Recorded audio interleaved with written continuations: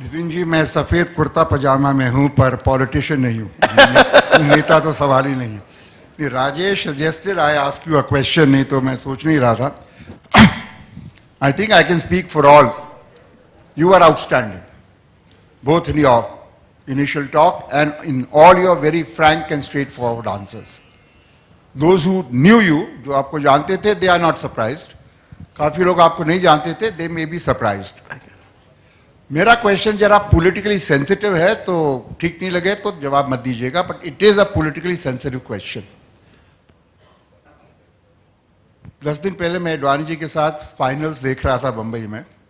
उनको नहीं, और उसके पहले इंडिया टुडे कॉन्क्लेव में था। उनको मैंने सवाल पूछा था, उन्होंने मेरे को जवाब दिया था। वो जवाब मैं नहीं बताऊंगा यहाँ पर। मैंने पूछा था पॉलिटिकल क्वेश्चन, बीजेपी को पिछले 12 महीने से इतना बड़ा मौका मिला है रूलिंग पार्टी के अगेंस्ट ये स्कैम्स के बारे में बात करने का, करप्शन, दिस दैट। उसी के लिए आप 5 दिन से हम लोग देख रहे हैं हजारे साहब को इतना सपोर्ट मिला। इट्स नॉट फॉर हजारे साहब, ही इज वेरी प्रेस्टिजियस, अपने रालेगांव सिद्धि के हैं, और पर it is against corruption, not even for जन लोकपाल में, अगेंस्ट करप्शन। तो आपको इतने फायदे मिले, काफी लोगों को हमको समझ में नहीं आ रहा है क्या चक्कर है। जब उनके स्पोक्समैन बात करते हैं कांग्रेस के, और मैं पॉलिटिकल पार्टी का नहीं हूं, चाहे जयंती नटराजन हो, चाहे मनीष तिवारी हो, चाहे अभिषेक मनु सिंघवी हो, वो लोग कुछ जवाब देते हैं, डिफेंसिव हैं, ये हैं, फिर बाद में पूछते हैं कर्नाटक का क्या। गिल्टी होंगे मुख्यमंत्री जी, गिल्टी नहीं होंगे, जो भी होंगे, एक परसेप्शन बड़ा इंपॉर्टेंट है, खासकर पब्लिक लाइफ में। परसेप्शन हो गया है कि गड़बड़ है कुछ। Forget those mining Reddy's, I am not yet talking of that, वो चीज अलग है। पर यह मुख्यमंत्री के लिए या तो कुछ एक्सप्लेनेशन मिले या कुछ क्लैरिफिकेशन मिले। मेरे को लगता है आपकी पार्टी डिफेंसिव उस पर हो जाती है और जवाब नहीं दे पाती है। इसका कारण यदि आपको ठीक लगे तो हमें बताइए। पहली बात तो मैं सेंसिटिव पॉलिटिशियन नहीं हूं और इसीलिए अच्छा काम कर सकता हूं। मुझे हवाई जहाज में और कार में मैं सो जाता हूं, तो जिसको भविष्य की चिंता होती है उसको नींद नहीं आती, वो बहुत ज़्यादा चिंता करता है। तो इसलिए मैं बहुत अच्छा हूं। अब मुझे आपने अच्छा कहा तो बहुत ही खुश हूं, नहीं कहा तो भी नाराज नहीं हूं। तो मैं एक ही चीज़ आपको कहूँगा, कॉमनवेल्थ गेम में एनफोर्समेंट डायरेक्टर एंड सीबीआई ने रिपोर्ट दिए थे कि ये हुआ है। 2G स्पेक्ट्रम में सीएजी ने रिपोर्ट दिया था। Even in other case income tax tribunal का रिपोर्ट आया था regarding the denotification of land, जिसके ऊपर येदुरप्पा का रेजिग्नेशन सब लोग मांग रहे हैं। This is a law pass by Karnataka assembly. जैसे हमारे महाराष्ट्र में 10% फ्लैट्स अलॉट करते चीफ मिनिस्टर फॉर कलाकार, साहित्यिक और कवि वगैरह के लिए, फिल्म स्टार, वैसे ये denotification land is a privilege of the chief minister to take the decision. इस कानून के अंतर्गत येदुरप्पा ने जिसने निर्णय किए उससे 2 गुना ज्यादा निर्णय कुमार स्वामी ने किए हैं, उससे ज्यादा निर्णय धर्म सिंह जी ने किए हैं, उसके निर्णय कृष्णा साहब ने भी किए हैं। क्योंकि that law permit, that is a right of the chief minister to denotification of the land. The law is pass by the assembly. So as per the legal opinion is concern, वो उनका अधिकार है, उन्होंने किया है। अब प्रश्न ऐसा है कि जब किसी भी मुख्यमंत्री को निकालना है तो वह कोई हाईकोर्ट का डिसीजन है, कोई लोकायुक्त का डिसीजन है, कोई ऐसा सीरियस मैटर है, ऐसा हुआ नहीं। लीगली उसमें जब मैंने ओपिनियन लिया तो लीगली वो गलत है कि नहीं वो कोर्ट में सिद्ध होगा, पर मेरी ओपिनियन से जो जानकारी उससे वो लीगली गलत नहीं है। अब लड़के के लिए जो लैंड का उन्होंने किया था उसमें जरूर मैंने अपनी प्रतिक्रिया दी थी। अब ऐसे स्थिति में मीडिया हर बार पीछे लगती है, कुछ बातें सच रहती है, कभी झूठ रहती है, आपके बारे में, मेरे बारे में होता है, और कभी कभी ऐसी बातें दिखाई जाती है, बोली जाती है और उसमें परसेप्शन हो जाता है। तो मुझे लगता है कि केवल परसेप्शन पर पॉलिटिकल डिसीजन करना ठीक नहीं है। अगर हाईकोर्ट या लोकायुक्त या कोई सीरियस गवर्नमेंट एजेंसी के कोई रिपोर्ट आते हैं तो डेफिनेटली उस पर सोचना चाहिए। पर मीडिया रोज लगा रही है कि है, तो मैंने आपको नहीं पूछ रहा हूं, मैंने एक प्रेस कॉन्फ्रेंस में पूछा, मीडिया वालों को पूछा कि what are the serious charges of corruption against Yeddyurappa. मैं पत्रकार हूं, आप मुझे जवाब दो। वो दे नहीं पाए क्योंकि ऐसे कोई चार्जेस नहीं है। पर इसके बात यह भी है कि कर्नाटक में हमको और सुधारने की आवश्यकता है और I am very cautious about it.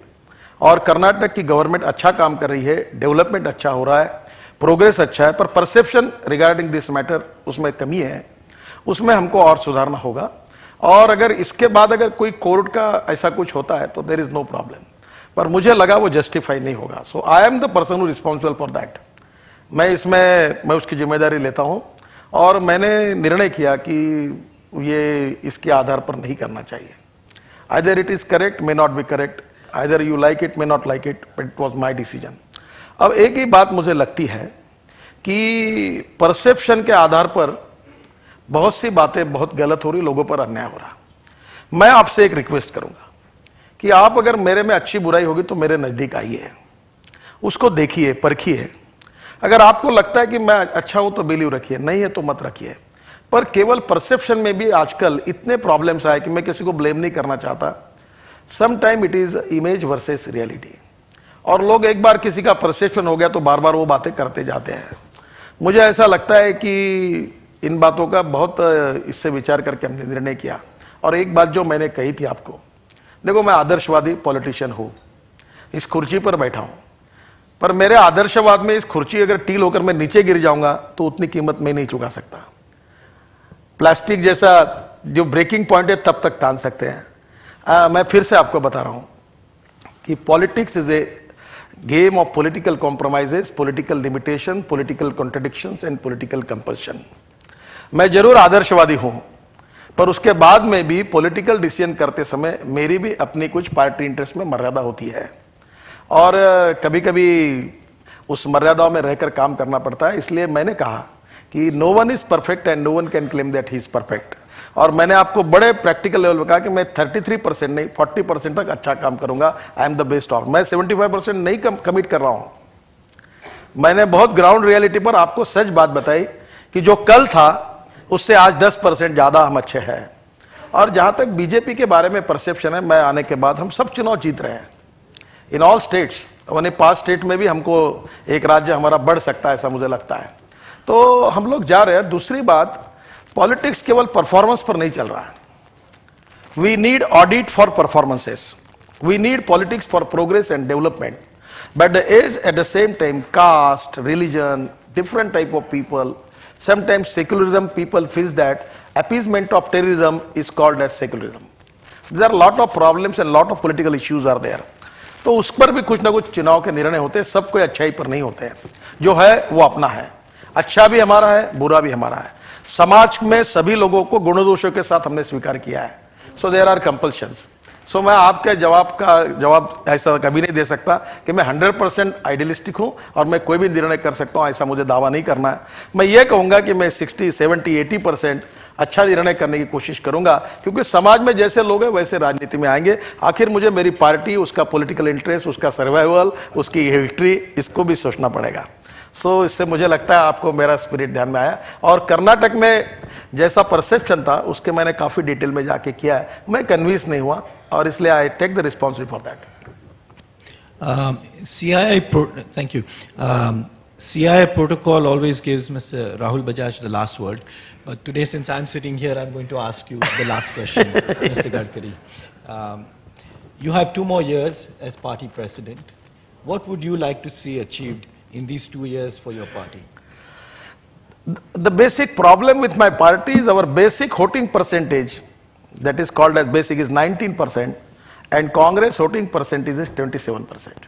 So there is a difference of 8%.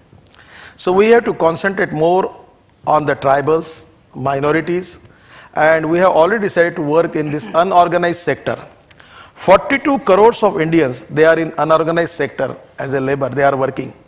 So I am trying my level best to concentrate on the sector where BJP have less support, and I am confident that in due course of time we will increase our vote balance by 7 to 8%, and we will become a strong political force in the country. Now I am going to Uttar Pradesh. Today I started my campaign. I have a big rally in Meerut. So I am also confident that in Uttar Pradesh also we will get good support and we will emerge as a powerful force in Uttar Pradesh. Bihar already, out of 102 seats contested by BJP, we get 91 seats. Even in Assam we are expecting some good results. Tamil Nadu, Bengal and Kerala is also a a very task and difficult field for us, but I feel that we will get reasonably good result and good percentage. We are trying our level best to add our organizational expansion plan and political expansion plan, by which I will get that we will give equality at the same time mass support. That is my dream, and I am trying my level best. It's a great pleasure for me to discuss with you. Our party is open-minded. If you have any suggestion, anything you feel about the country and the society, let us email me. I will definitely consider your viewpoints in the interest of the country. Thank you very much. Thank you. I think on behalf of all of us, I would like to thank you. You've been more than candid, frank, forthright, and really very open in what your discussions have been. Thank you, Mr. Chairman. Thank you. Thank you.